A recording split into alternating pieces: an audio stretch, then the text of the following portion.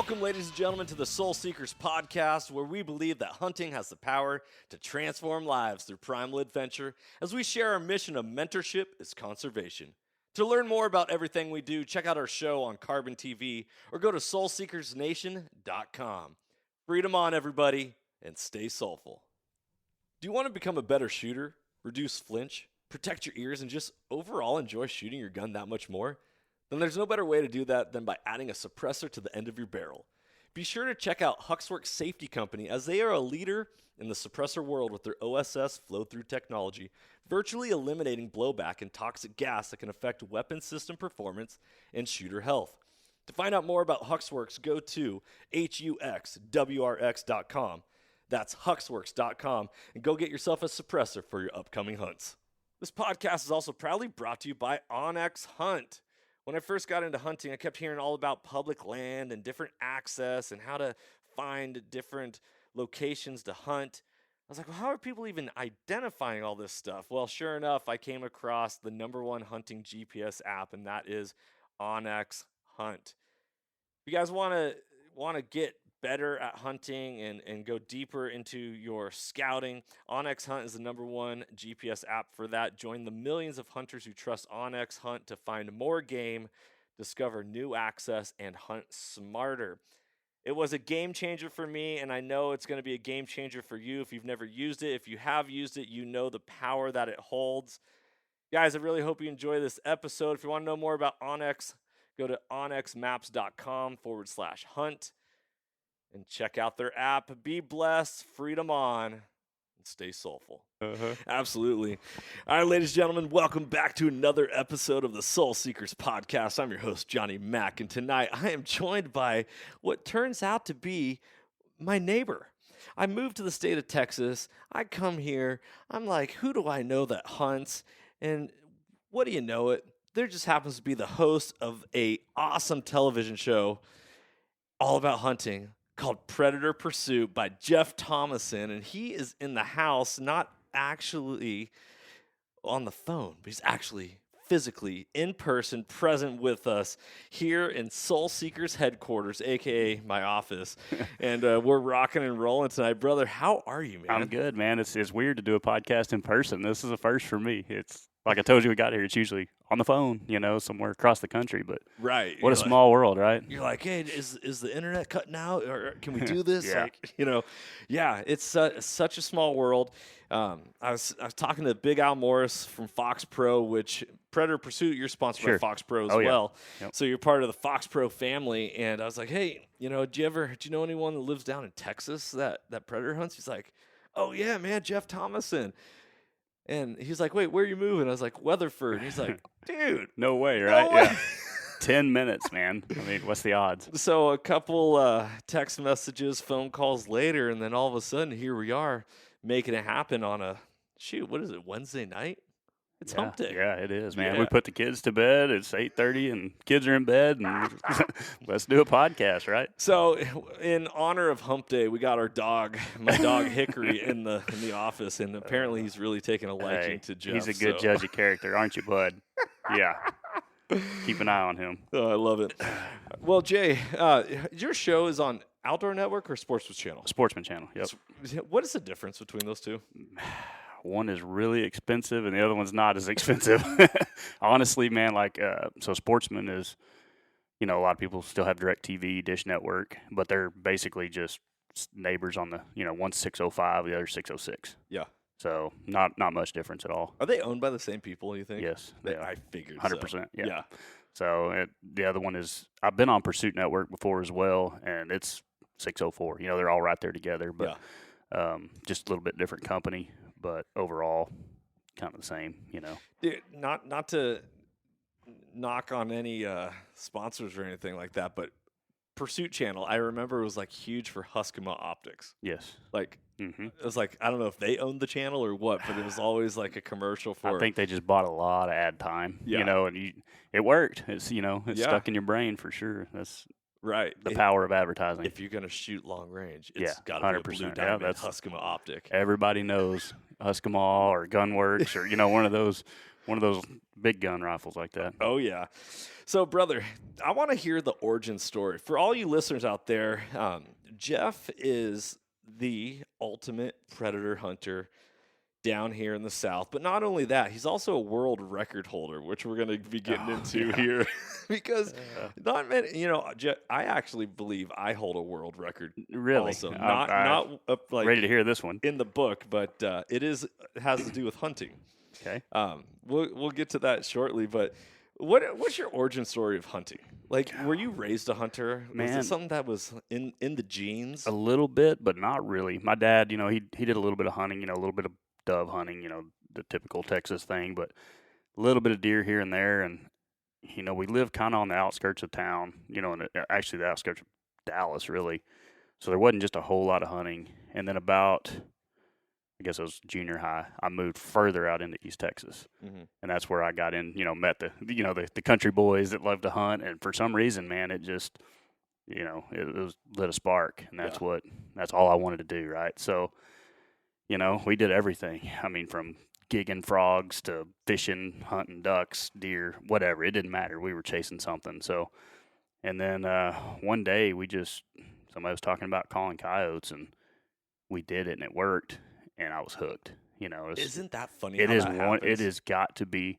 I say that predator hunting and probably bow fishing are two of the most addictive outdoor sports you can do. 100%. I'm telling you, there's so much action. There's here in Texas, on most places are this way, but Texas, I don't want to say it's all bets are off, but it's basically no season. You can hunt them, all year round. Right. There's no limits. You can hunt them at night. You can use thermal. You can use spotlights. You can use suppressors. You can hunt out of a vehicle. So, I mean, it's basically however you want to do it, just get it done. Yeah. And that's fun. And then the bow fishing, it's just you hit it the right time of year in the spring, and it's just nonstop, shooting and just fun and, that stuff like that. And I tell people that if you got kids or something, you're trying to get involved, I mean, stuff like that is what gets them going. Yeah. Not necessarily just, sitting in a deer stand all day and hoping you see one, that'll kill a kid so fast. So, it's one of them deals. It's addictive and it's fun. That's so funny. Now I'm going to tell you two stories. Number one, coyote hunting is my first love. Mm-hmm. I got my hunter safety and I started coyote hunting. And I remember when Megan, my wife, was pregnant with our first kid, and I was like, all right, babe, we're going to go hunting. And she's like, what? I was like, yeah, we're going to go coyote hunting. I got this hand call.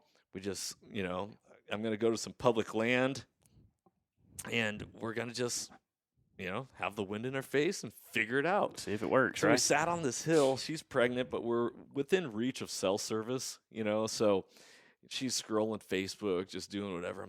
She's like, how long are we going to be here? We're uncomfortable not bringing pads, not bringing it. You're just sitting on the bare ground. And I'm like, okay, try not to move. And, Yeah. Oh, yeah. So sitting there, she's like, how long are we going to do this? I'm like, we're going to do it for 30 minutes. We're going to call for, I've read in the books, all this stuff. Like, you go for 30 minutes and you can move on. Literally, actually, the 29:59, like at the 30-minute mark, this coyote pops up. Perfect. Exactly where I expected it to. I was sitting uphill. It was down on this little path, and I got so excited.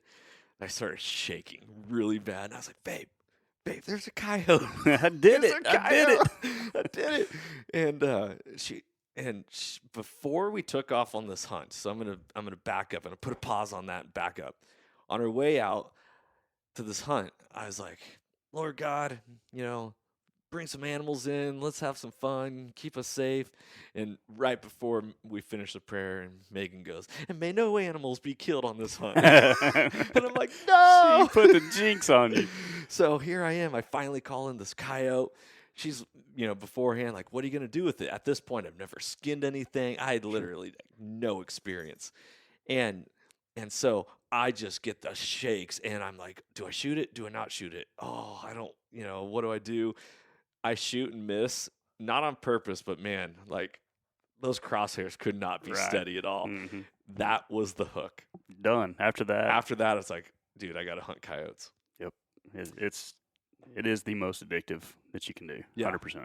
Bow fishing, though, also I've gone twice. Shout out to Jeff Winslow and Jamie Krieger up in North Dakota who've taken me. Incredible.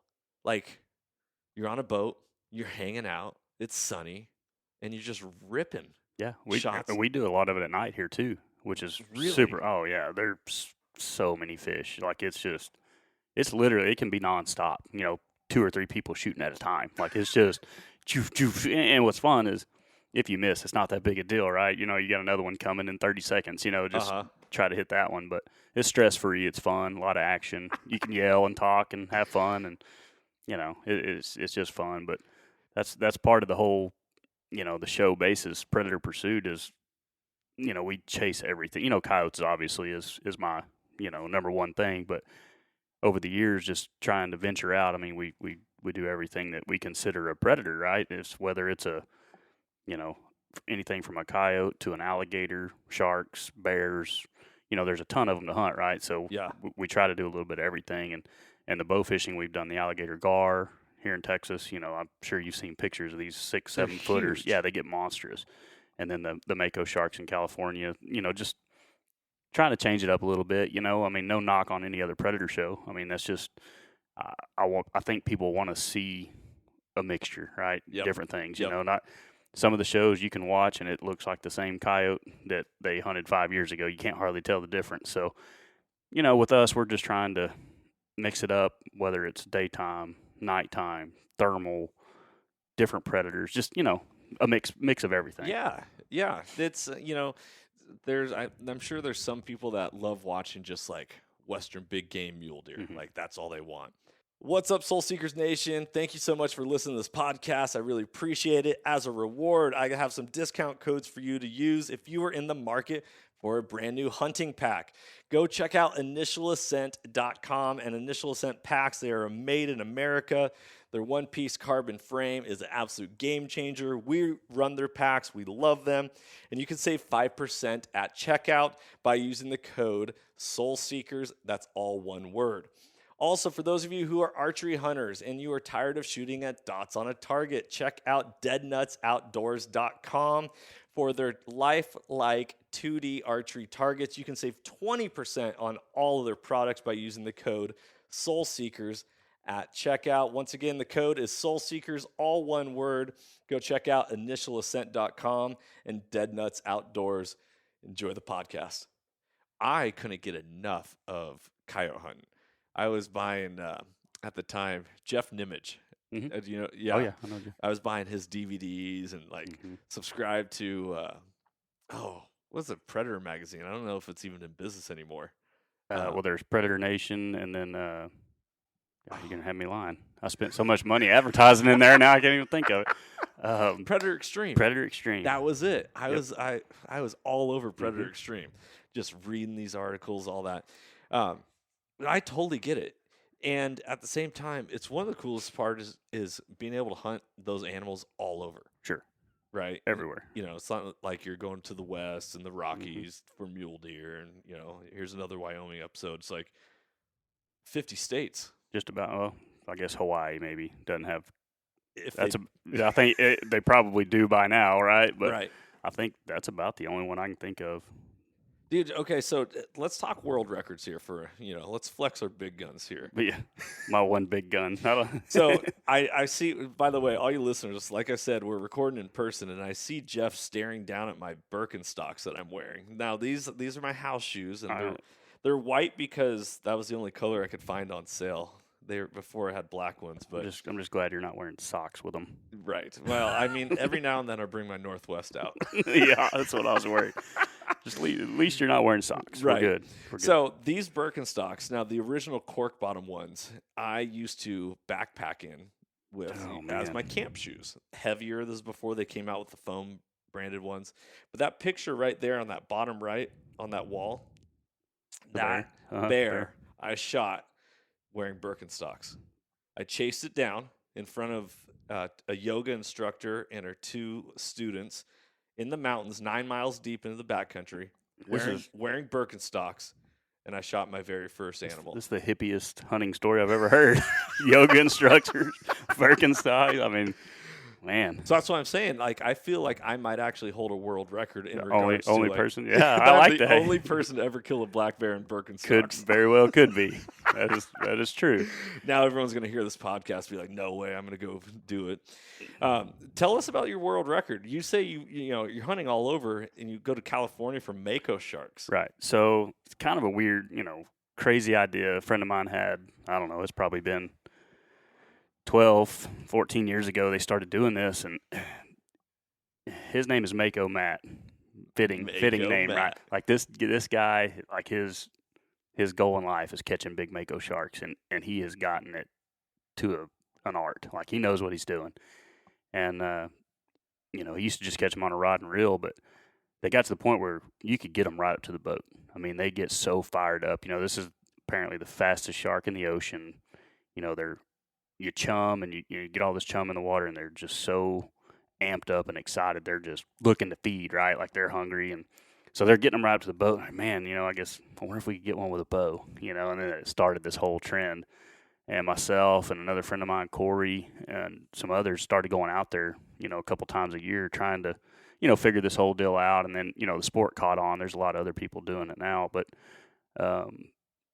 Corey and them, I mean, they caught one on a rod and reel that was over 1,000 pounds. I mean, this thing's ginormous. Like, it made the cover of LA Times. I mean, it's huge.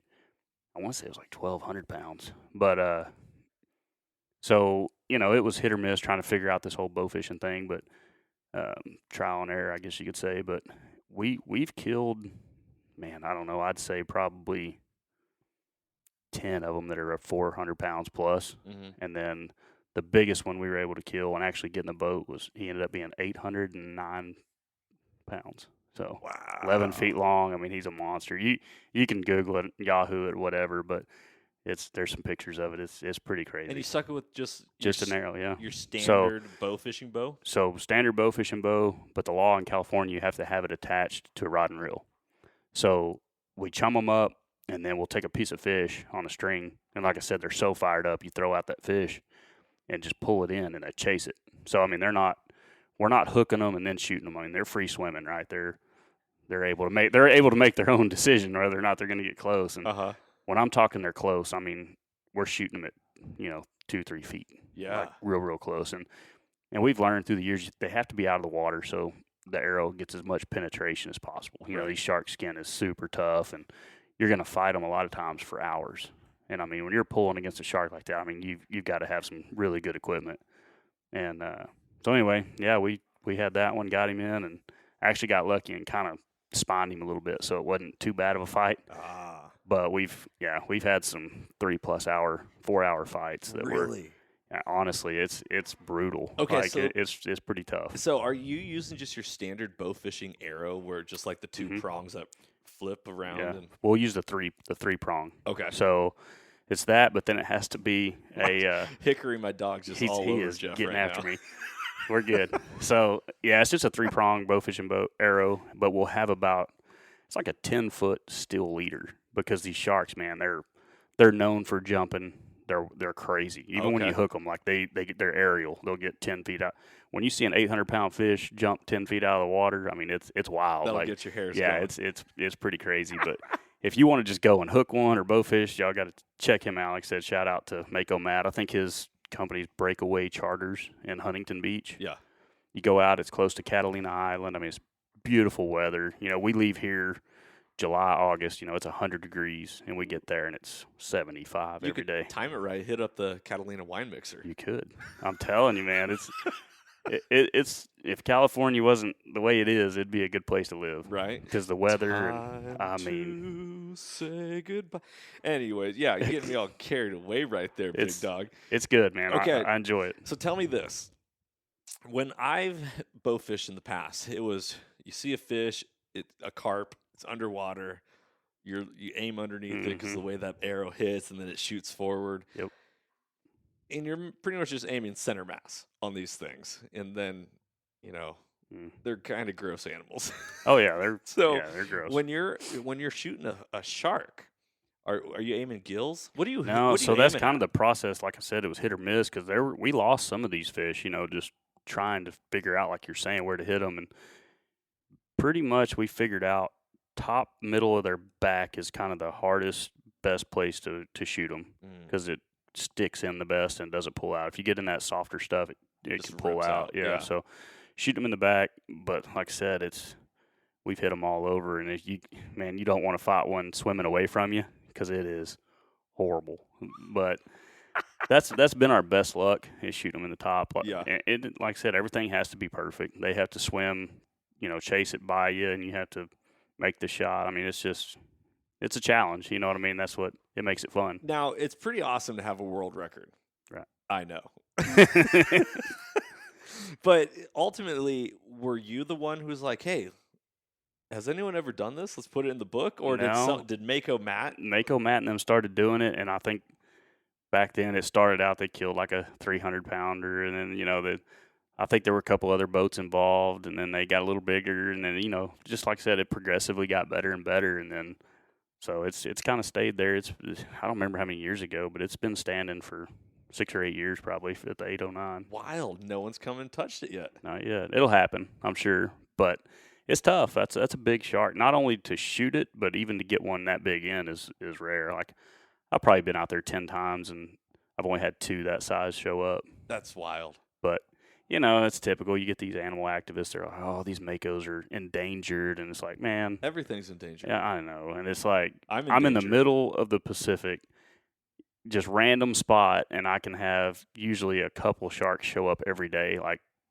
come on, man. They're not, that's a bunch of bull. But typically you'll have a few show up every day.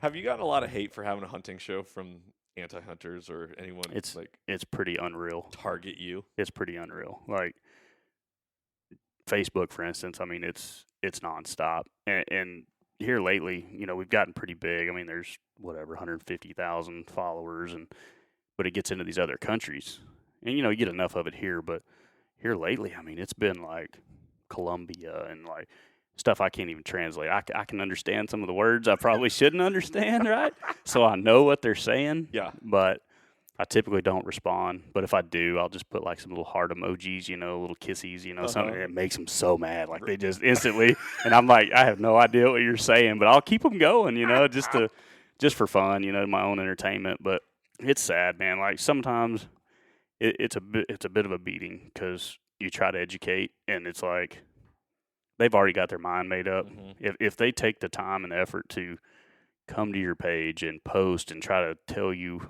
how horrible you are and what you're doing is wrong, you're about a 99% chance you're not going to change their mind. Yeah. So it's kind of like a waste of time. Right. You can lead a horse to water. You can't. Man. And I've tried and tried and tried. And occasionally if they ask a question in a certain way to where I feel like maybe I can make them understand, I'll try. But most of it's just, you're a horrible human that, I hope your kids die a terrible death. I mean, it's like, it's unreal, man. Yeah. It's bad. And that's a funny story going back to the shark thing. So before my wife was my wife, I shot this shark, and we were getting tons of hate mail. Like, it was pretty bad. Stuff like that, and we're sitting there talking, and this is exactly how this went down. We're sitting there talking about it. She's like, these messages are coming in. I'm going to kill you. This. And I'm like, listen, babe. I was like, listen, these people are just talking. It's not going to happen. It's dying down. It'll be over anytime. Yeah. And she's literally sitting at the computer, and she stops what she's doing, and she looks at me, and I'm like, what? And she looks back at the computer, and I lean over and I look, and it's the front page of Yahoo. And I was like, oh no. Here I am with this giant shark. Front page of Yahoo. That's a big deal. Big deal, right? Yeah. And immediately my Facebook just explodes. And I mean, it's to the point where I have to turn it off to stop the comments, right? And then it gets shared on, I think it was like Ocean Defender. They're a pretty big page, and I mean, obviously anti-killing a shark. You're a horrible human. Horrible, man. Like, so it was just so crazy how it happened, literally in the middle of the conversation, and then I see it on ESPN. It's like on Sports Nation, and they're talking about. I'm just like, oh no, like, it's not like I wasn't proud about it, but I knew how controversial it could be. It's almost like a wolf or something. How people were wild. It's wild. Okay, so A shark, man, like I just don't get it. Yeah, because there's so many different ways that people come at you. Like, for Mhm. example, shark fin soup. Hmm. You can't have it in America. Yeah, or they're endangered. Or, they're like, throwing out stupid, unproven facts, and has anyone ever eaten shark? we Like- eat it all. That mako is amazing. Oh, really? Oh yeah, they sell it. It's like $10 a pound. Really? Yeah, it's worth money. So Okay. and it's cool when you're cleaning them because you can literally just cut them into giant chunks It's like a tuna. because there's no skeletal system, right? It's all cartilage. Ah. So you can just cut it in these big chunks, and I'm not bringing 800 pounds of shark back on the plane, right? So it's pretty cool. They have a homeless shelter there. We'll give some of it to them, and they meet us at the dock. Like we'll call them on the way in. They're there with coolers, like ready for it. Wow. And he'll have friends show up. We're just literally handing them these. It's like firewood, like chunks of wood, and just putting it in these coolers. And these people are so happy to have it, and it's good. I mean, it's good meat. Yeah. So yeah, but there's some of the sharks that aren't good. Like apparently they pee through their skin, things like that. So that's pretty gross, right? Yeah. No But the one wants to eat makos, those yeah. ones. But the makos are actually pretty good. So it's like coyotes. I'm not a big connoisseur of coyotes, but Have you ever eaten one? nope, I have not. And I will try just about anything. I'm just not gonna be the one. If somebody else cooked it and really Yeah. knew what they were doing, I would try it. But I've seen what they eat too, man. It's pretty rank. Right. I mean, they're out eating crap. They eat anything, rotten, nasty, and it's like mountain lion. A lot of people like to eat lion, but I mean they'll eat some rotten meat. They're nasty too. So I don't know. I've stayed away from it. Yeah. So Jana Waller, in the hunting world, I was hanging out talking with her one time, and she told me the only thing she's never tried was wolf, and she's like, I just won't do it. And we were in Salt Lake City at a seminar, and she's like, has anyone ever eaten wolf here? And some person raised their hand, and they're like, I tried it once, horrid. Yeah, I believe that. I mean, but like Asian people, Orients, Yeah. they love dog, don't they?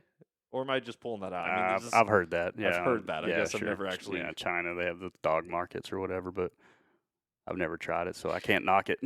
Okay, so Hickory over here, he might be. yeah, He right. might be next up. He don't quit No, trying not to hump my leg over here. not Hickory. Come on, buddy, get it together. Okay, so what was it like to? Yeah, I mean, there's some point where the ego comes into play, right? Where it's like, oh, I want to do this, or I want to get famous, or I want to make money, or cool, but this like there's got to be some type of fear maybe in there when you're like, oh crap, now I took this larger than I expected by. Man, honestly, it all just kind of happened like accidentally, really. Yeah. So I've been doing it for 25, 30 years. So it was kind of back in the beginning before this really got what it is now, right? So we would go out and hunt. We're in high school, and I started getting kind of good at it, figuring out how it would work. And it was like I would tell people, and they're like, "No way!" They couldn't believe it. I was like, "Listen, it's fun, it's cool, I can do it." And I was like, "I need to take a camera, right? I want to show people how this works." Yeah. And started doing it a little bit, and it worked out. And I saw there was one video, and this is back VHS days, before DVDs, and watched it, and I was hooked. Like I said, I started watching. I was like, "This is cool." It was somebody in Montana, and I don't even know who it was. And so anyway, after that, I graduated high school, became a full-time fireman. That's what I do. And I met a guy who liked to do it too, so we started filming pretty serious. And it was like, we should make a DVD. So we did. Yeah. Actually, we said, you know what? Let's film for a year, see how it goes. And if it's cool, next year we'll buy a real camera, a good one, and then we'll make a DVD. So that's what we did. We got a whole bunch of cool stuff on one of those cheap high 8 videotape cameras. Next year we go out, we buy the camera, and just did what we were saying and just did it. Had no idea about video editing. We would shoot a coyote, we'd turn the camera on, coyote would run in, we'd shoot it, we'd turn the camera off. Like we wouldn't even talk. We didn't know what we were doing. Yeah. And it really just turned into more of a killing type DVD set. Like we weren't instructional, educational or anything, and people loved it, don't get me wrong, but there's a lot of people out there that wanted education to go with it. And we started learning through the years and ended up doing 4 DVDs. And this was probably, I want to say 2002 through about 2006, 7.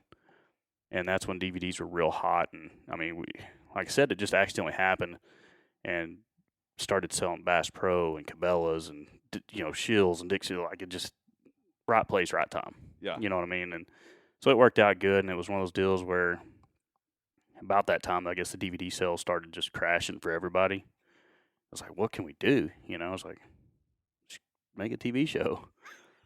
Okay. I have no idea how this works. No idea how much it costs, any of this stuff. So we, started doing it and then hunted with him for a couple years and then went out on my own. And this year, I'm in the middle of filming right now. This is season 11 or 12, I think, on Sportsman. Yeah. Sad that I can't remember exactly, but it's a lot, right? But yeah, it's been good, man. It's been one of those deals that's let me travel the world. Like, I grew up pretty poor, living in a little bitty single wide trailer house, and people ask me about. I've always had this passion for Africa and stuff, and it's like, where'd you learn? And it's like, I remember precisely. My mom cleaned houses for a living, and I was a kid. I'd have to go with her, and a lot of these people had money, right? And I would see these African mounts in their house and whatnot. I was just infatuated. Like, I don't know. I had a sponge, and I wanted to learn about it, and started reading books, and for some reason, I just loved it, and never thought I'd get to go, and just one thing led to another, and this let me get there, and we've been fortunate. Like I said, I've hunted from Africa, Mexico, Canada, just like I said, all over the world, Australia. It's just been good. That's something else. Yeah, it's fun. So a lot of people have told me that Texas is very similar to Africa. Very. So when they have these high fence, Mm-hmm. Ranches, and you have all these exotics, it's natural for these animals to be here. Yep.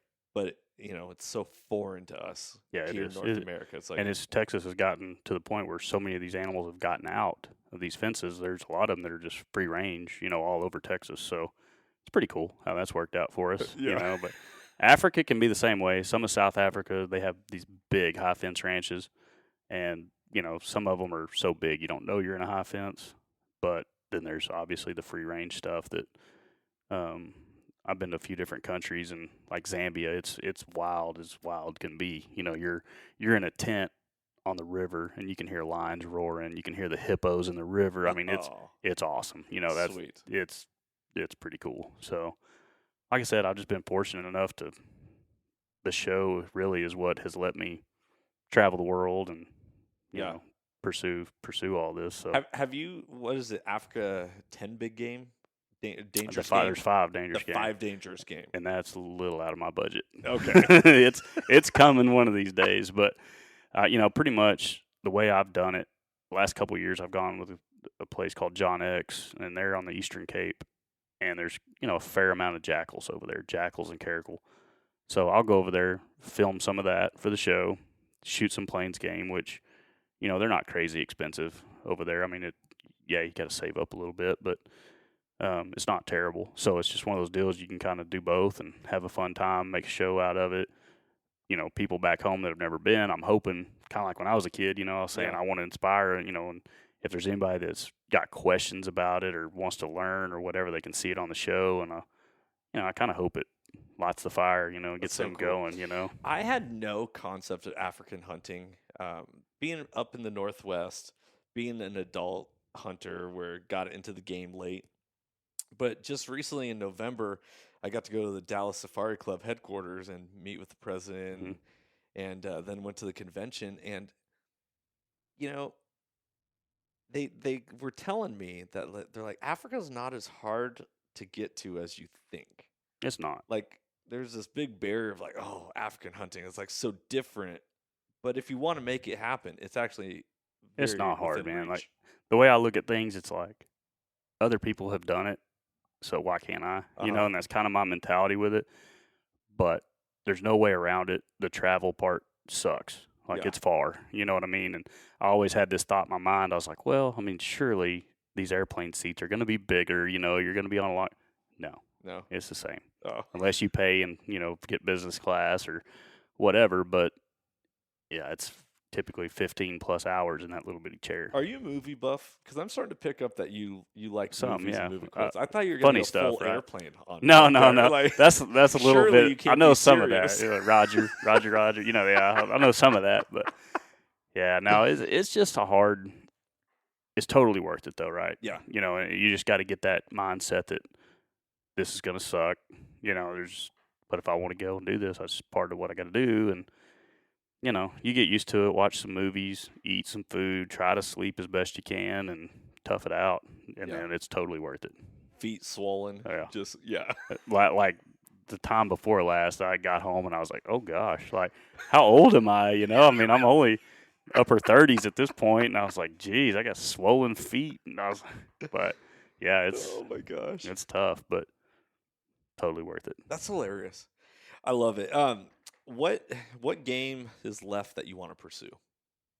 Because you're a hunter also. You're not Sure. just like a lot of people. They identify you as this, and like you're Jeff, the predator guy. Right. And I don't want to say I'm pigeonholed there because that's my favorite thing, which is good to be associated with your favorite thing, right? Right. So I mean, yeah, predator guy. I've killed about every predator you can think of, but I also enjoy, like I said, the African game and deer and elk and you know everything. So you know, but probably my bucket list would be a leopard. Ooh. Yeah, they're expensive, but gosh, they're so awesome. Beautiful. It'll happen one of these days. But lion potentially, but that's ridiculous expensive. So right. If anybody hits the Powerball and wants to hook a brother up, let me know. I'll be happy to do it. But yeah, it's probably the cats, lions and leopards, and I still haven't shot a wolf. I called some wolves in, but I didn't get a shot at them. -40 in Canada. I thought I was going to die. Texas boy, it was horrible. Yeah. I ain't going to lie. It was terrible. I'm going to have to hook you up. One of my buddies, actually, he was a guest on the podcast a couple episodes, Grant Gardner out of like Tyler, Texas area. He's an outfitter. He just went up and guided up in Canada, and he said it was like -40. It's horrible. I'm not going to lie. But they dropped quite a few. Yeah. I need to talk to him. I mean, the place I went was good. I just didn't get to quite hunt it like I wanted. Yeah. There were some other clients in camp, and it just didn't work out. But the one day I got to call and do what I wanted, we called some in. And, I was like, man, if I could have done this the last 5 or 6 days, it would have happened, you know, and that's just the way it goes. I'll get back up there eventually. Dude, a wolf. Yeah. They're way bigger than you expect. I had a wolf tag in my pocket this last spring when I was hunting spring bear in Idaho. I saw a wolf. Oh, yeah. For the split second. Yeah. Sitting there, glassing this hillside, I put my glass down, and all of a sudden, out of the corner of my eye, I see white, gray, like just quick movement. I was like, are those dog legs? Did I just see a dog?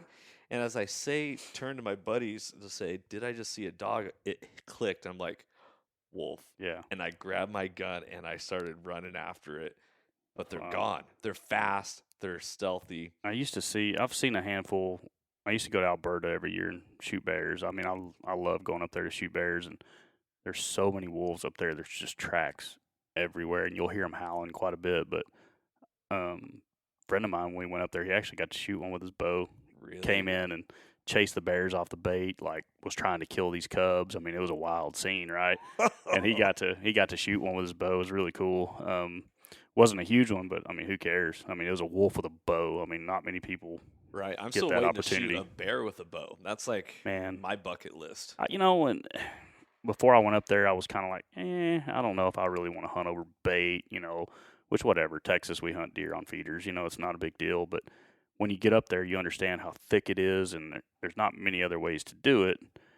But once you get up there and you start doing it, and you start sitting back and kind of watching the bears and the interaction and the fights, and I mean, it's really a cool sit. If you can, withstand the mosquitoes and things like that, it's really it's a fun hunt because typically you see a couple bears every time you sit down. If you're with a good outfit, and they know what they're doing, it's pretty good. There's a lot of bears. I mean, I like going to the zoo. Right. I like to go look at animals up Yes, close. absolutely. Isn't that the same concept? And when you got bears running up the tree with you and doing stuff, it's wild. It's an adrenaline rush for sure. Yeah. So So you are over a decade into Predator Pursuit, your show. Mm. You started out filming with, what was it, mom and pop's camera? Like who? oh yeah, 100%. Oh yeah. It was like the one you And filmed even Christmas morning with. And like, before that, I had we were in the On deer the stand. shoulder? Yeah, the big. I'd sit in a deer stand and film deer. I don't know. I've always just had a passion for it. So where you had to have your eye on the viewfinder. you had the VH. You hit the button and the big VHS tape comes out. That Yes. kind of camera is how I started. That is so awesome. So let me ask you this, because a lot of people don't understand this concept, that to be a hunter, you have to be the one pulling the trigger, right? Yeah. However, there's a completely different aspect when I'm behind the camera filming it, and I'm like, oh, dude, it's in focus. I got it. I got the shot. It's a whole nother experience, or it adds to it. Put it that way. Yeah. Do you ever feel like you want to experience it more from a different perspective, or it's like teaching somebody how to hunt? Oh, like you mean? Do I want to experience it from the filming side? No, not Or- kind of just all of it. Like sometimes you want that perspective just to feel like Yeah, and enjoy, because does it get monotonous? I guess it gets monotonous for sure. And like I said, back before when I had somebody hunting with me, we would swap out camera and this and that. So it's kind of weird when I have a coyote coming in. I picture it as the camera would picture it. Really. I do, and it's like, do I have enough footage? Has he had enough time to get on him? When they stop, I give them like 2 seconds to let him get settled in and focused and centered, and then I shoot, right? Because I've been there on the camera side. I'm like, I think it really helped, right? So Right. I know both sides of the thing, and it's hard, and I'm not trying to toot the predator hunter's horn or anything like that when it comes to TV shows, but I truly feel like that's the hardest part of outdoor television is filming predators, because they're so hard to predict. They're so smart. They're not hanging around. It's not like a deer walking down a trail and you got all day to shoot them, right? You better be on it quick. You better see them coming. You better execute. Yeah. It has to be right, and it's a tough job. And I've got a really good camera guy who's been with me from the get-go. He does my editing, and he's literally been with me on hundreds and hundreds of hunts and kills, and so he's got it down, right? Like Yep. he knows what's going on, and but he's been good, and I even let him shoot sometimes. I'll run if we had like a really good hunt and we know we've got some good shows, and maybe it's something he hasn't had the opportunity to shoot, and I'll swap with him and say, here, man, you do it. Yeah. I've even let him shoot out of the helicopter, shooting pigs, because it's a cool experience. I want to share How many times that. have you done that? I think probably 4, 3 When or 4. everyone thinks Texas, they think hogs and they think helicopters. Yep. Oh, I want to go to Texas. I want to shoot hogs out of a helicopter. You have to do it. It's 100%. You've got to do it at least once in your life, right? Yeah. Friend of mine, Craig and Charles, they've got a place just south of Dallas. It's called Three Curl Outfitters. They've got a big lodge down there, and he used to have a show called Heli Hunter, and they joined forces, and they've got a legitimate, big time pig killing operation, and it's getting started right now. So they start up in like January, right after deer season. When they're out in the fields, the hog, but not even necessarily in the fields. It's after deer season, so all the land kind of opens back up. There's no deer hunters. The leaves are off the trees, so now you can see. Oh, okay. And they've got it down, man. They know where to go. They have, tens of thousands of acres to fly, and you get up there in that helicopter, and a lot of the pigs will be in the trees, but they'll set that helicopter down on treetops and push them, and eventually you push them to a big field, and they'll typically single file out into this field, and they're obviously running, and they've got it down to an art, man. You'll drop in and you start at the back, and you just start working your way up. And the ones in the front, man, they think that they're home free, right? It's funny, but not for them. But then they look back and they're like, oh, crap, I'm the only one left. All their buddies are smoked back here behind them, but they didn't know it because they couldn't see it. But if you start shooting in the front and they see them fall and they scatter, right? So you start in the back and just start working your way up, man. It is besides trapping, is obviously the best way to thin them out. And people, I know most people in the country have heard it by now that we have a problem, with hogs. But until you get up in the air and you see what they've done, it's like a war zone in some of these places, like just holes the size of cars. Like it's bad, real bad. Well, this episode is coming out on Monday. I actually am going to be recording with Byron Smith. Do you know who Byron Smith is? I don't. Old time trapper. Byron Smith. Where's he from? Texas. I actually ran into him at the Dallas Safari Club. About Byron South? Oh my gosh, Byron South. Super good friends with Byron South. Okay. Byron used to have a TV show, predator hunting show. Like, I've filmed with Byron. I've hunted with him. We've been all over with, like I said, all these hunting shows that we go to, like SHOT Show and Safari Club, trophy hunters, we're always there. So we all become friends. And I mean, I literally went and filmed him on some of his hunts back in the early days. And like, we were on Fox Pro team together. And, like, ask him about me. I can't believe I said Byron Smith. Yeah, Byron South. Byron South. Yeah, no, yeah. Coming to the Call was his. Because he was show. A call maker, right? For a while. He's done a little bit of everything. So he was on Team Fox Pro with us as well. So he used Fox Pros for a long time, and he's actually, I gotta give him credit because he's the one that introduced me to Fox Pro 20 years ago when the Fox Pro was just getting going, and we were all. Fox Pro's done a really good job getting what I consider some of the best predator callers on their team, and they've got obviously the best product, so we're all happy to use them. But yeah, I've known Byron long time. A cool dude. Super cool, yeah. I'm really looking forward to it. So, anyways, we're going to be doing a couple different Predator episodes back to back. We just recorded with Levi Johnson. I'll listen to some of Levi. I don't know Levi, but I know of him and dogging. Yeah. Cool concept. Oh yeah, I've done it. It's something to see. You have done it. Oh yeah. Like I said, man, you've done a lot. You've had a lot of experiences. Well, like I said, we try to do a little bit of everything, right? And that's part of it. I want to try to hit every aspect of, like I said, thermals and lights and dogs and helicopters and just it's fun. It's fun for me. Like I said, to get the experience, but to show people the different options that are out there and just different ways you can do it, because it does get monotonous just calling them in and shooting them. Right? Let's play around and do something new and try something fun and different. And yeah, so a friend of mine out in West Texas, they had them, the decoy dogs, and man, it is the decoy dog completely scrambles a coyote's brain.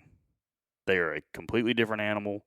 They don't act like they normally do, and they just can't stand it to have that dog there. Yeah. They can't leave. They can't do it. I mean, it's neat. It's cool watching them interact. So it was so much fun. My first experience of decoy dogging was Levi Johnson and Al Morris, where they called in a quad. Mm-hmm. And these coyotes were just running around. And I'm like, when are you going to shoot them? When are you going to shoot them? And you don't have to rush because, like you said, they loiter. Yeah, they don't know what to do. And I've learned tricks too. So, like, there's usually, say you typically call in a pair. It's usually a mating pair, male and a female. And usually one of them is super aggressive, barking, just howling, just giving you whatever they got, right? And then one of them is going to be a little more timid. So you typically shoot the more timid one first because the aggressive one will come back. They can't stand it, right? So they want to be fighting and doing whatever they're doing. So pretty much ensures you a double on that deal if you do it right.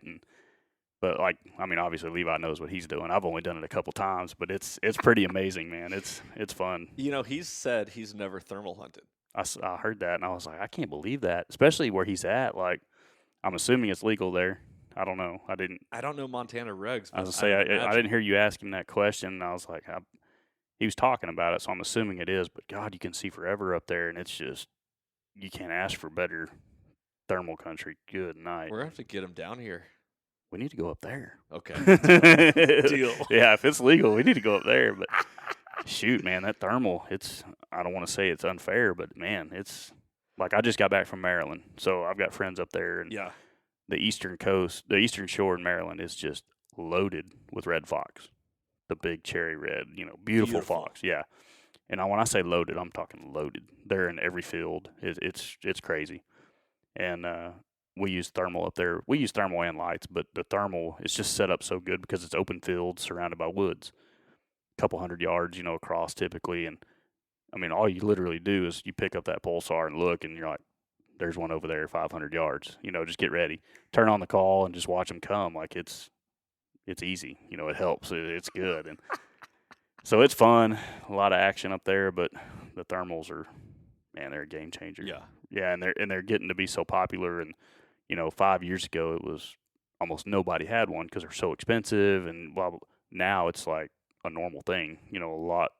I wouldn't say the majority have them, but the prices have come down. There's more competitors in the market driving it down, and it's just becoming a normal thing in the predator world. Yeah, man, I'll tell you, I got to experience it. Freaking loved it. I've been trying to get you out there to go experience it some more. Well, I'm gonna call you out on this show, actually. So I've been trying to get Johnny out here with me for a while, and I can't make it happen. So I'll tell you this: the wife is switching up her schedule. She's switching here to Weatherford, and she'll be off every day by 4:30 at the latest. Okay, so I've got a deer lease an hour away that is loaded with pigs. We're gonna get it done. Hammer time, baby. Perfect. What caliber you use for hogs? Man, everything. What do you like to? It's a good question. I've been shooting everything from 308s to, I even shoot them with 224, but it's a little light, but 308's good, 243's good. I'm not the guy that you see on YouTube that typically is getting in a group of them and just emptying mags. You know what I mean? It gets a little out of hand, and it can get dangerous if it's people that you haven't hunted with or don't know what's going on. So it's just kind of a safety thing, but it's also kind of a footage thing for me. I know the first 2 or 3 I'm going to kill, and it's going to be good footage. And then after that, it kind of just turns into chaos. So we kind of let them, get out of there after that point. But so the running shots, they're tough, man. They soak up that lighter bullet, and they'll keep running. But the first 2 or 3, I'm going to shoot them right in the ear, and they're just dead. It doesn't really matter what I hit them with; they're dead. But yeah, 308s, 243s, they're all good.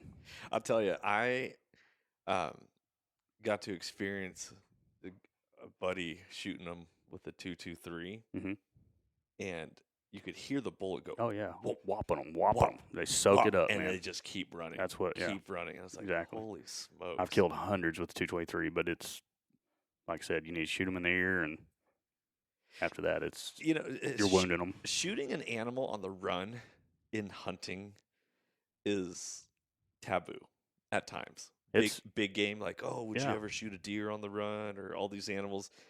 But when it comes to predators, we have different rules. Yeah. Predators, hogs, and it's funny that you say that because even like these TV contracts that we have to sign, they pretty much say that in there, that they don't want you shooting deer and things like that on the run, but it's okay on my end, and I don't know why that is, but I'm good with it, you know what I mean? Like, cause we make a lot of running shots, and just makes you a better shooter, right? But they just don't want you, I guess, promoting it to maybe people that don't get to take that shot often, and it's not an ethical shot, that sort of thing. Yeah. But is there a thing against shooting an animal laying down? Yes. They don't. A bedded deer? Yeah. No, it's a no-no. I thought so. Yeah, there's little things in these contracts like nothing on the skyline, which obviously that's a safety thing. You don't know what's behind them. They really don't want you shooting them laying down. They don't want you shooting them running. It's just little things like that, but they don't bother me too much on that, on the predator stuff. And I don't know if it's because they're not as valued of an animal. I don't know how you say that, but yeah, they typically don't. So watching predator shows in the past, I was always impressed by these hunters hitting these coyotes on the run. It's like at 250 yards, it's like, and so I've shot at a couple coyotes on the run in years past, and I miss every time, dirt's flying up on their heels, all this. Well, I started watching Instagram hog thermal It's videos. awesome, man, because you can see how they're doing it. I just learned how you were to. probably shooting behind the coyote. Yes. More than likely. You weren't leading them enough, right? Correct. And that's normal. Like, until you accidentally hit one and you can replay it in your mind, you're like, man, I was pretty far out in front of him, Uh-huh. then you start zoning in on, their speeds are different, whatever, but you got to lead them sometimes and how far away they are. I mean, there's a lot that comes into play with it for sure. Yeah. But those And thermal videos are great to learn. dude, they're I'll incredible. go while they're doing it. I'm like, miss. Like I'll watch it, I'm like, he's gonna miss. I'm like, ooh, that's gonna, hit him, but that's gonna come back to you whenever you're actually doing the thermal hunting. You can learn from that. It's great. Oh, dude. And well, not only that, but if you apply it to daytime hunting as well, you start to get that idea like where you want your crosshairs. Yep, for sure. Oh man, I love it. I'm gonna pull out my phone here for a second because this is an Instagram message that I got from a listener. It says, I'm hunting with a thermal in Alabama on about 150 acres of pastures with a few woods and creek gullies. Any tips on what calls I should be using? For coyotes? Well, this is, I'm guessing. Yeah. I go, are you hunting coyotes or hogs? He goes, coyotes. So many. And a lot of it depends on time of year, whatnot. Like right now we're getting into a breeding season.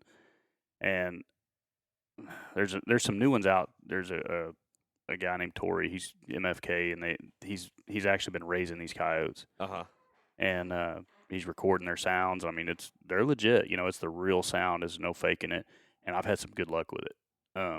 It can be a little overwhelming, especially for a new guy, because you're like, man, I don't know if this is the right thing to play. I don't know. I haven't had much issue with it as far as just playing random stuff. It tends to work, but the howls and the mating sounds, and then really the fights. You know how I was saying earlier, like those decoy dogs mess with their heads? Mm-hmm. I think those fights and stuff kind of do the same thing. They just can't stand it. Like they have to go see, is this my girlfriend in a fight? Is this my brother? Like I got to come check this out, and they just can't stand it. So those work really well, but I'm trying to transition into that more. I've always been a rabbit guy. Rabbits, birds, right? Play the rabbit, and I'm done well. But it's getting more popular. Everybody's playing it. It's time to. Do you see a difference? Like coyotes aren't responding as much? Yes and no. Yeah, I mean, I've been places before and I could hear calls going. You know what I mean? Like deer hunting or something. And my neighbor, I can hear. I can hear this. I'm like, well, that's lightning jack. I know exactly what that is. And it's like 10, 15 years ago, that would have never happened. Which is cool, man, because there's good and bad, obviously. But I feel like I've done a good job promoting the sport and showing people how much fun it is and getting them involved. It's a double-edged sword, right? Around here, when you're trying to hunt around home, everybody's doing it now, so it makes it so much harder to get permission to call places because my brother's calling or my uncle's hunting it. Texas is 97% private, so you're not going like where you're from, typically out west, where you have just millions of acres to go play on. Yeah. It's not like that here. And we've got these tournaments now here in Texas that are paying big money. They just did the big cat hunt. I don't know if you know about that. I heard the West about Texas. It. So they do 3 of them every year, and basically this last one had a little over 600 teams in it. And the goal is you have to kill 5 fox or 5 coyotes for your bobcat to be eligible to win. And first place pays 40 to 50 grand. I mean, it's wow. So when you start doing that, second place is like 30 grand, and I mean it's a lot of money, and so a lot of guys, that's helped gain interest in the sport, obviously, but it's also made it harder to get places to call. Places I've had for years, I'm like, hey, you mind if we? Well, my uncle's brother's, mailman is going to be out here for the West Texas hunt. It's like, oh man, so. What do you say? It's a good thing. There's people out enjoying it and doing it, but it makes it harder. So, what about all these like little 40-acre spots and stuff like that? Is it worth the hassle? Freaking love them. Yes. Okay. They can be little honey holes, is what I call them, because a lot of people will overlook them, right? Yeah. And I mean, I had a little 75-acre place just right outside of town, and I could make the way it laid out, I could make 2 or 3 stands on it. Quiet, my mouth call stand. There's times where I called one in on every spot. Really? And it's overlooked, but it could be like these little pockets to where maybe there's ranches around, and those coyotes don't venture out, of that area in the daytime. They all come back into that one spot. They feel comfortable. They feel safe in this area. And then at night they tend to venture out, and go eat people's dogs and cats, do what coyotes do, right? But the daytime, you can kind of pinpoint them, and you can go in there and you know they're there. You can kill them, but a lot of people overlook it. But if you can get a bunch of them lined up, because you can only make, like I said, maybe 2-3 spots at the most on these small ones.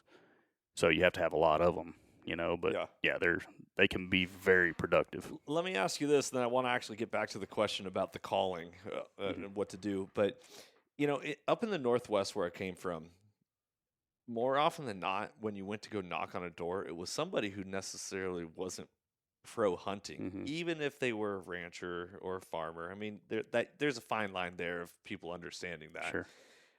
What is it like down here knocking on doors, and especially for predators? Yeah, it's a mix.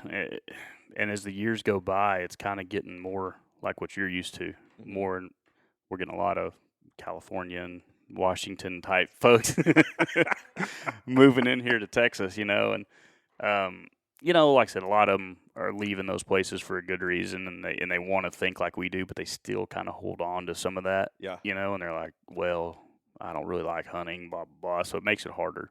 And a lot of them have a lot of money, so they're buying a lot of land, these bigger places, so it's places you want to be, right? Yep.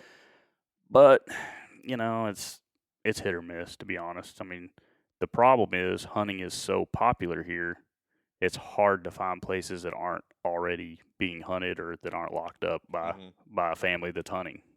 So one of the things that I feel like hunting is becoming a rich man's game, rich man's sport. Yeah. Like to the point where, if I don't know if I feel like I have enough money to even get a lease. Sure. And it can happen. Because it's getting like that. But with that being said, predator hunting is 100% the best way to get into hunting for the least amount of money. Like you said, you can go buy a $10 hand call and a cheap rifle, whatever you got, deer rifle, it doesn't matter. I started with a deer. That's all I had was my grandpa gave me a deer rifle, right? It's 7 mag. Yeah. I'm out there shooting coyotes with a 7, whatever it took, right? But yeah, you can literally a pair of shooting sticks, a $10 hand call, and go knock on some doors and you're in, man.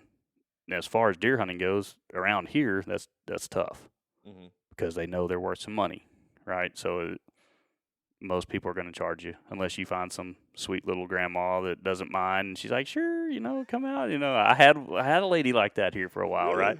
And I'd go help her, do things around the farm and just help out, to kind of pay my way. But, that always comes to an end at some point. She died? Yeah, she's not with us. Oh. But God rest her soul. Yeah, the kids took it and sold it, and there goes that deal. But it's just, some of it is becoming a rich man's sport. And the good thing about Texas, we do have the leases like that. Some of the better landowners understand, and let a lot of guys come out and enjoy it. And the place I have is awesome because it's a place to take the kids and ride the buggies and go fishing and hunting all year. So it works out really good. Sweet. It's worth it. You got a range set up on your lease? Not a good one. Yeah. They don't enjoy us just shooting Just to be blast. shooting. Yeah, it's one of them deals. I mean, because it's not your land. It's not your just land. Leasing it. You're leasing it. They have rules. And if you don't follow the rules, you'll be looking for another lease. So, I mean, they don't mind it too much, but you don't want to just be out there blasting. Yeah. And that's the good and bad that I've noticed traveling the country, right? So, some of the public places I've been to are just trashed. Yeah. Guys just don't respect it. They don't care. It's great that you can go out there anytime, but a lot of times the animals are shot up. There's not much there. It's trashed. You try to make a stand, there's people driving through it. It's just whatever. I mean, that's their right. I'm not dogging them at all, but both have good and bads, right? So, like going on a lease, no one's going to interrupt your hunt. Shouldn't, for the most part. In theory, yeah. And you can kind of control what's being taken. We have trail cameras and whatnot. We know, shoot this one, don't shoot this one, whatever. So you can kind of control it, but on the public stuff, it's a free-for-all, man. And a lot of those animals don't ever live to see trophy status, I mean, they're just, if it's brown, it's down. That's right. Yeah. If it flies, it dies. Around here, I'm passing up 4-year-old deer that, 130, 140 inch deer that we need to give them another year or two. Whereas if that was on public land, he is toast. And see, that's the thing. Like, there's a divide in the concept of Western hunting and Eastern hunting. Sure. They just don't understand. A lot of people don't understand the concepts of like why you do that. Sure. And then even in the Midwest, like my marketing guy, I mean, they think we're stupid for hunting over feeders, but they're sitting on the edge of a cornfield. You know what I mean? It's the same difference. It's similar, right? You know, only thing is ours has a timer on it. But I mean, I enjoy it. However it is, I don't mind doing. You know, I enjoy hunting all different ways, and I've hunted out west, and they all have their good and bads. Yeah. Yeah. Yeah, ain't that the truth? All right, so let's get back into the question that I had is, guy's got some acreage. He wants to hunt coyotes. Do you go into each stand with like this mentality of like, all right, I know the sequence I'm going to play out. I want to set up this concept, or you just like willy-nilly like, hey, let's kind of. I think everybody probably gets in that rut where you just kind of have your sequence that you just play over and over, and if it works, it works, right? So if it's been working, I stick with it. But yeah, as far as picking a spot, if it's a place that I've been to before, I'll study it real hard. OnX. I mean, I know you like the OnX, and I do too. I mean, you can look at the satellite views. You can kind of map it out in your head. And I have rules that I try to. It's not 100%, but I try not to drive through an area that I'm going to call. Like if I feel like these coyotes are back in here, I'm not going to go driving through it. I'm not going to walk through it, right? I'm going to try to find the quietest way in. There's no wind blowing in there where they can smell you. There's no noise. I don't want them to know that anybody has even been in the country, right? Like I want them over there sleeping, doing their thing, and catch them off guard. Now, it doesn't work that way 100% of the time, but I try my best to make that happen. And then I get in there, and like on a smaller place like that, I'll typically start out pretty quiet. I like a baby cottontail, you know, it's just me. It's real, and I've just murdered them on that, you know, and they can hear it. So you got to keep that in mind too. It's like a lot of guys just crank that thing up to 40 and just rip it, which it works. But I mean, I feel like I've seen it to where you crank it up and there's a coyote out there and they look up and they take off the other way. Like you just blew them out of there. But I've also seen it where they stand up and just run 90 miles an hour right into the shotgun, right? So there's not 100% on any of these. Anything goes with these coyotes. You know what I mean? You can never guess what they're going to say or how they're going to act. So I just try to keep as much of it on my side as I can. Start quiet, and if that doesn't get them coming, then I'll get louder. And if that doesn't work, I'll switch sounds. And when I started, I was always timid. Like I'm afraid to switch sounds. Like it's going to mess something up. Right. Do I wait until like, the sound stops and then switch, or like you just? And just over the years, man, it's almost like they don't care, you know. And a lot of times, there's like the same scenario. I know there's a coyote over there. I'm watching him, and he's just not responding, you know. And I know he can hear it. He'll look over at you, whatever, and I'll sit there and just keep changing sounds, and all of a sudden, man, you hit something, and they like it, and here they come. So that right there, the first time that happened, it was like a light switch came on. I'm like, geez, I need to change sounds, right? Until I find that one. Byron, the guy you mentioned a while ago, he used to always have a deal in his talks whenever we'd go to these shows, and like fishing, changing lures, right? You always want to give them something different. Change it up. And cats have been the same way. I've sit there and watched them. They'll come in and sit down, and they won't budge. And you sit there and change sounds, and then maybe the third or fourth one, bang, here they come. Interesting. So it's one of those deals where I try to tell guys that are new, don't be scared to change it up a little bit, do some different volumes, play with it. It's not going to – and they're like, well, what animal should I use? You know, like we don't have jackrabbits here. And I'm like, listen, you're giving these animals a little bit too much credit. As far as I was the same way. I'm not dogging them, right? No, so I'm the same. yeah, Totally. No, I'm telling you, that's how most people think. They're like, well, I've never seen a jackrabbit here, so I'm not going to use a jackrabbit sound. And I'm like, listen, I have literally been in the desert of Africa and used a snowshoe hare and killed jackals, and like they don't think that deep, right? They're not sitting there going, well, that's a That's a snowshoe. Yeah, they don't know. That's a snowshoe or that's a cottontail. They don't think like that. It's something's in trouble. Something's killing something. I'm hungry, or somebody's killing something in my territory. Right. And I'm not happy about it, so I'm going to come fight. Or there's a couple different things that are going to trigger them. You never know what it's going to be, but don't put too much thought into the animal distress that you're going to use. I called in a coyote with bear cub in distress. Yeah, I mean, like a bigger predatory animal, but yet a coyote came into it. Those wolves were trying to kill those bear cubs, stuff like that. I mean, they just know something's in trouble, and whether or not they're going to kill it or they're just coming to check it out, curiosity. And that's why I said it's either going to be they're hungry, they're territorial, they're curious, or they're horny. That's pretty much what you're triggering. Do you always end with pup in distress? Pretty much. Is that I mean, that could be the trigger, right?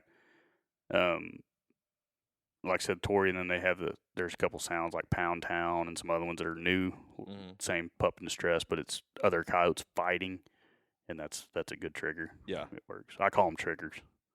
It's a trigger, man. It does, man. It triggers them to whether they were coming or not. If they're not, and you hit that sound, it triggers something in their head that may be a past experience where they did hear a fight or they did hear something happen, and that's all it takes. We're getting into therapy with our animals. Pretty much. All right. Getting into their heads. So what's triggering you today? Think like a coyote, right? Put yourself in a coyote's head, and that's where you want to be. Can't go wrong. Okay, and so then you just go. How much pre-scouting do you do? Like, do you only hunt areas where you've seen coyotes? No, not here. We have so many, in Texas. I like to say there's probably a 90% chance wherever you set up, there's something can hear you. A predator of some sort can hear it. Whether or not they're going to come or not, that's up to them, but there's a pretty good chance there's something close by. I've seen 2 gray foxes out the back door here. Yeah. Oh, yeah. They're everywhere. And Texas is so big, we have areas where it's nothing but fox, and then we have areas that have nothing but coyotes, and then areas that have coyotes, grays, reds, cats. Like, you never know what's going to come in, right? Sweet. Coons. I mean, it could be anything, right? It's wild. So it's fun. I gotta do this. Yeah, it's fun.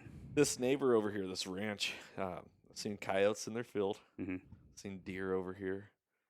I gotta go knock on their door, make some friends. I don't think they like this neighborhood being here, though. Probably not. No, he's been lying in the fence line with a bunch of trash. Yeah, he probably doesn't like it. But that's the sad thing around here. I mean, where we live, it's just booming. Yeah. Which, like I said, everybody wants to come here. And I only came here because you were here. Yeah, right. Right. It was a little weird, a little stalker-ish, but I mean, it's all right. It happens. See, I triggered Jeff. Yeah. I am armed right now just in case this gets weird. I don't want to end up in your basement or something, right? Well, good thing in Texas we don't have basements. That's right. True. So, what's the future hold?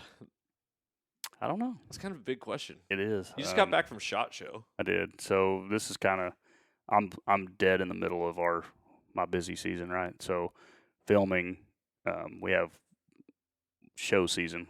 Basically, if you're not in the business, we call, you know what I mean? Whatever. Show season, industry. The industry, right? So this is the time of year whenever SHOT Show, which is a big one in Vegas.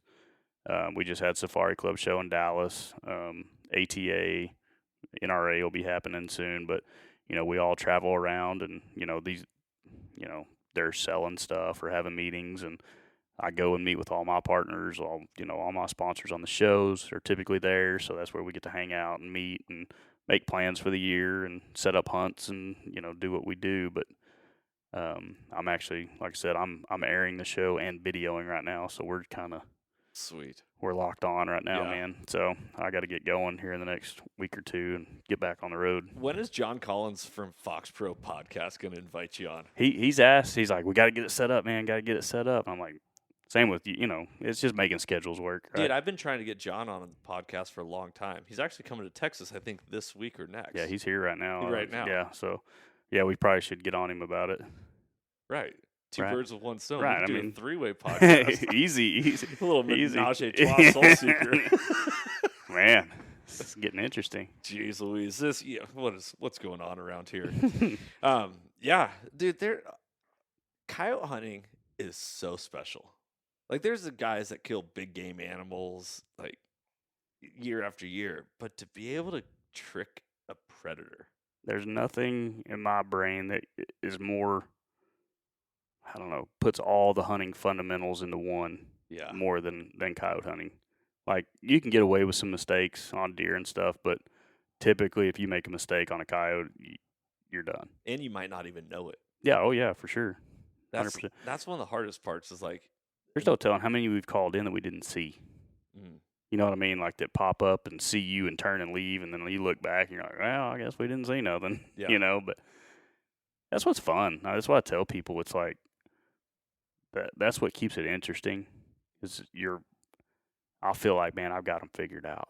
You know what I mean? Like, I know that he's gonna pop up right here. You know, he's coming out of these woods, 100%.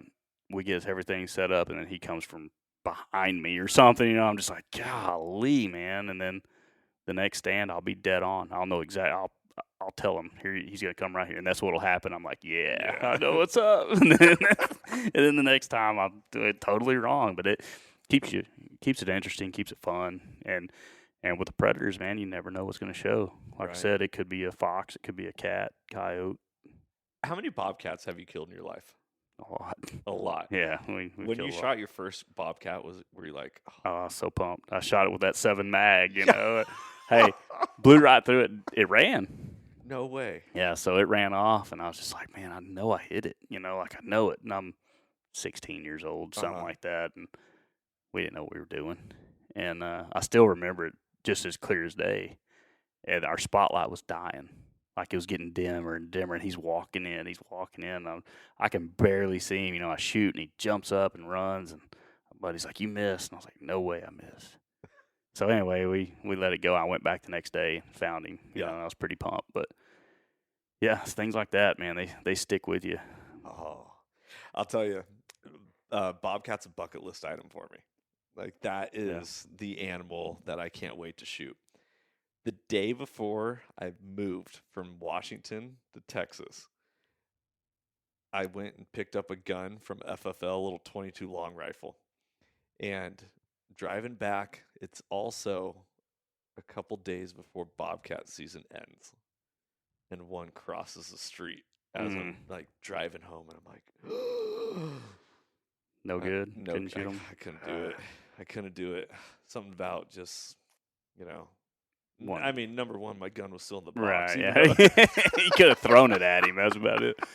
But, yeah, that was the closest I've been to one. If we get out to the deer lease, there's a very good chance we'll call one. I mean, there's quite a few. So just another trigger to get you to go. Okay, well, next time we have Jeff on, we'll be talking post-hunt action. Talking about your bobcat that you killed and all the hogs. I love it. All right, so, Jay, how can people find Predator Pursuit? Man, we air, like I said, on the Sportsman Channel. Obviously, Instagram, Facebook. You know, we've got a pretty good following there. And what's your time slot on Sportsman's Channel? Don't ask me that, man. I think it's I want to say it's the prime one is like Monday at, I want to say 9 Central. Okay. So whatever that is, 10 o'clock East Coast, 7 o'clock West Coast. Yep. And then it airs like 5 times a week. So I just tell people, man, find it on your DVR, hit record, and you don't have to worry about it after. That's what I do. That's why I don't even, honestly, I typically don't even watch it after it's on TV. But no, it's good, man. There's quite a few Predator shows out there now. So anybody that's trying to get into it, I wish we would have had more of it when I started, because I wasted so much time learning. I say wasted. I shouldn't say that. It took a lot more time and trial and error figuring it out because nobody was teaching it. You paved the way. I like to say I had a little part in it, but I mean, there's a lot of guys. I mean, guys that I watched and helped me, obviously Randy Anderson, Byron South was one of them. I mean, he started about, I think, a year or two before I did, and he already had some pretty good experience. So I learned a lot from him and just everybody I've hunted with. And that's another thing I tell people. It's like, if you get an opportunity to go hunt with somebody else, do it, because they may be doing something totally different, and you learn something from them. Every time you go with somebody, you're going to learn something different. you may learn something not to do, right? You know, Right. but yeah, you every time I go with somebody else, I learn something. That's so Still, cool. still to this day, you know, I mean, long time, but You ever met Randy Anderson? oh yeah, Okay. yeah, I know. Do you take his belief? Because if you listen to the Levi podcast, I ask him, do you start every stand with a howl? hmm Because that's Randy's big thing. hmm I so kind of a funny story, but when I met Randy, it was years ago, SHOT Show in Vegas, and we're all kind of hanging out, and somehow me, Byron, Randy Anderson, and somebody else ended up in a limo.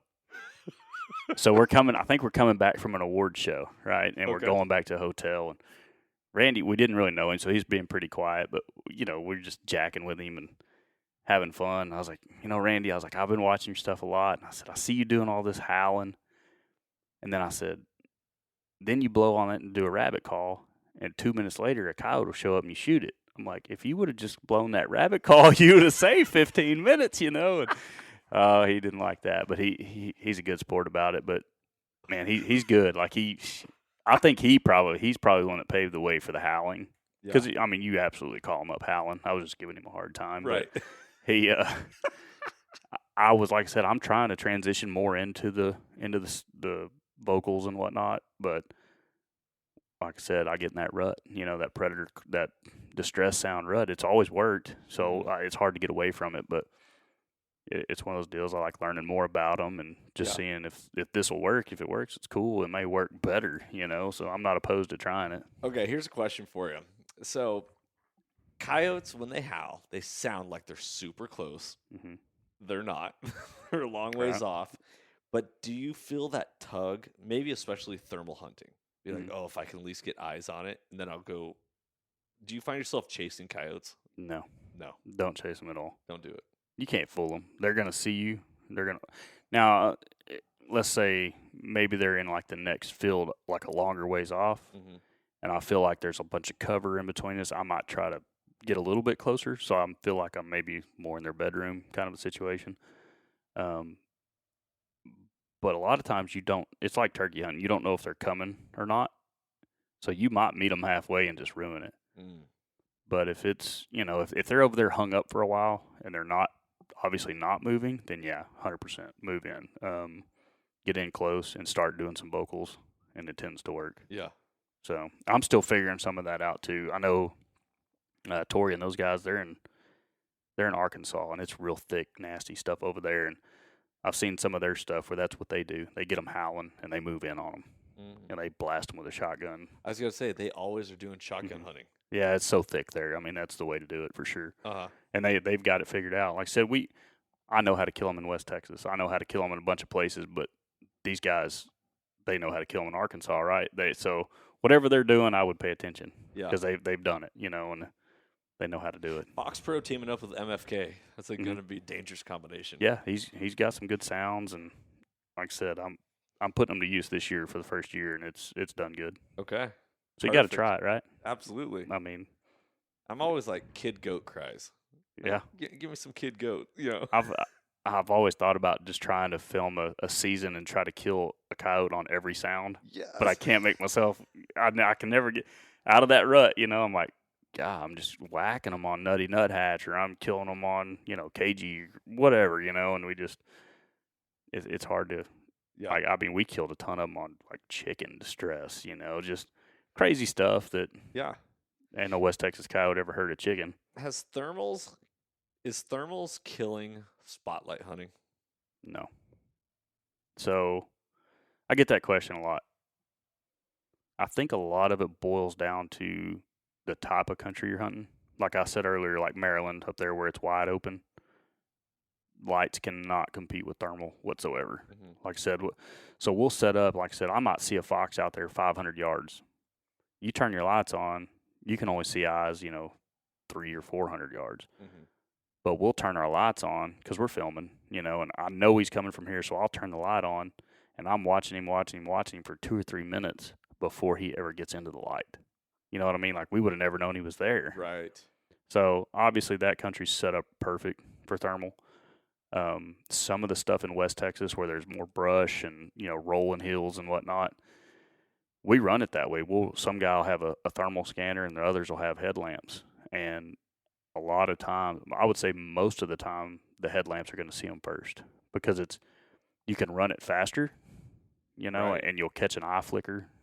Whereas the guy with the thermals, not running it near as fast, and he might not even, that coyote may have been in the brush whenever he was turning, right? So he never even saw it. Yeah. So I think a lot of it boils down to the terrain. The more open it is, the better for thermal. That makes sense. I'll tell you, spotlight hunting, they turn their head. Yeah. And that eye glow disappears. Yeah. Makes it tough. Yeah, it does. But most of the time, and that gets into the basics of the calling, some guys put the call away from them and stuff, but at night, it's best to have that sound right next to you because you want them looking at you, right? Like if they're looking at a call somewhere 50 to 100 yards away, they might not even look at you, right? Some will, they'll see that light and they just can't help but look at you. But like when we run out of our Huxwrx, we have calls mounted to the stand, so they're looking at me the entire time. And like I said, most of the time, if it's open enough, I can see them 400 yards away. And that's kind of a trick we've learned is, like I said, when we started, man, we would turn a light on, shine it, turn it off. And because you didn't want to scare them. Turn it on, turn it off. Turn it on, turn it off. Well, now that's completely changed. So over the years, it's just kind of like our motto was, the light is your camouflage. So as long as you have that light in their eyes, they can't see you. Right. As soon as you turn that light off, you're just a truck sitting out in the middle of the field, and they don't want nothing to do with you, right? So the quicker, and we would run one spotlight real slow, and turn it off. Now I run 2 or 3 guys with headlamps as fast as you can. And guys, when you're new to it, you're timid. You're like, I got to go slow because I don't want to miss it. I don't want to miss an eye. But the more you do it, they're so bright, it's hard to miss. You know what I mean? So the quicker you do it, you're going to catch that eye and get back on them and just keep it on them at that point. You can keep it up above them a little bit, enough that you can see them, but not just burn them out.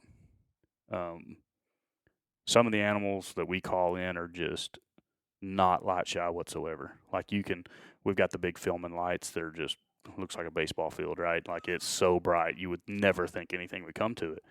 And we're killing them with a shotgun running at the truck, and then, but then on the next stand, you'll call one in and you hit them out there at 400 yards and they don't want anything to do with it. Yeah. So it's, every animal's different. They're all going to take a different amount of light and they're all going to act different. But, the key is running that light as fast as you can and getting on them as quick as you can. It's like, I tell people, it's like if you're walking through the woods and you look out there and you see a light, you're like, okay, there's a light there, and you get used to it. But if you're walking through the woods and all of a sudden somebody hits you in the face with a light, you're instantly just going to like, oh God, what is that? And that's the same with these animals. It freaks them out. And they stop and they look at you and they run.